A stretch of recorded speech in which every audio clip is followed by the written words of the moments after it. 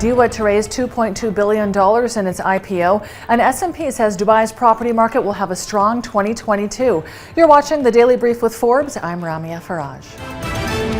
Dubai Electricity and Water Authority is looking to raise up to $2.2 billion in its IPO in what would be Dubai's biggest listing since DP World in 2007. DEWA will sell 3.25 billion shares at between 62 and 67 cents apiece, valuing the utility at $33.8 billion. DEWA seeks to capitalize on strong investor interest for new share offerings in the region, even as world markets suffer from the Ukraine war, rising inflation, and hawkish central bank policies.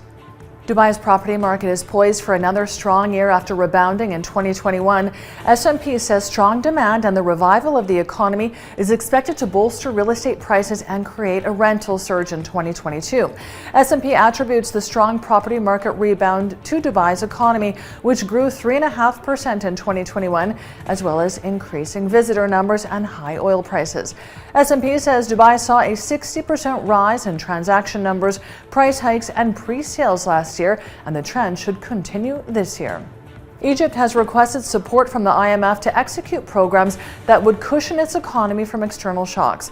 The fund says it's working with authorities to prepare for program discussions. It says a set of macroeconomic and structural policy measures would cushion the Egyptian economy from shock, protect the vulnerable, and maintain the country's flexibility and growth prospects in the medium term.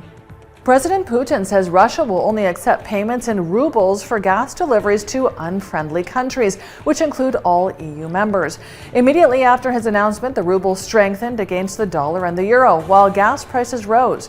Putin said Russia will continue supplying the volume of gas outlined in its contracts. Putin also hinted that other Russian exports may be affected. Meanwhile, the Russian space agency Roscosmos says it too will insist its international partners pay it in rubles. The Biden administration and the EU are close to a deal aimed at slashing Europe's dependence on Russian energy sources as the U.S. and its allies seek to further isolate and punish Moscow. U.S. officials say the agreement is expected to be announced tomorrow. It's intended to ensure supplies of American natural gas and hydrogen for Europe. Let's take a look now at today's Forbes Real-Time Billionaires ranking. It tracks the daily ups and downs of the world's richest people. Our biggest loser today is Bernard Arnault and family, down $5.1 billion with net wealth of $166.5 billion.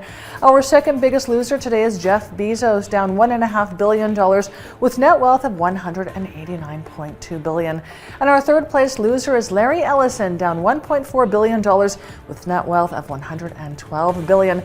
Check out our website and our social media for all of the latest Billionaires news.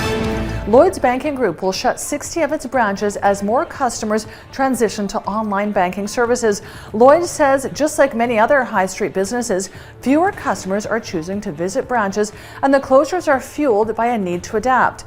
The bank's online banking subscribers grew by 12%, and its app users grew by 27% since the onset of the pandemic. The move comes just a week after fellow UK-based banking giant HSBC decided to shut 69 UK branches. Meanwhile, the UK will introduce new tax plans for workers to address surging inflation and boost the country's slowing economic growth. In a half-yearly budget update impacted by the Ukraine war, the UK announced pumping $23.25 billion into the economy in the coming financial year. Measures include raising employment allowance, as well as the national insurance thresholds, and cutting fuel duties and income taxes. Chelsea Football Club has been granted a new license to sell tickets for its season's Champions League and FA Cup, with proceeds going to competition organizers. Tickets can also be sold for away matches in Premier League and to away fans for home league matches. The club, however, is not allowed to sell new tickets to home fans for league matches. The new development comes as Chelsea owner and billionaire Roman Abramovich, who allegedly has ties to Putin, was sanctioned by the UK. I'm Ramia Faraj. This is the Daily Brief. Thanks for watching. Bye for now.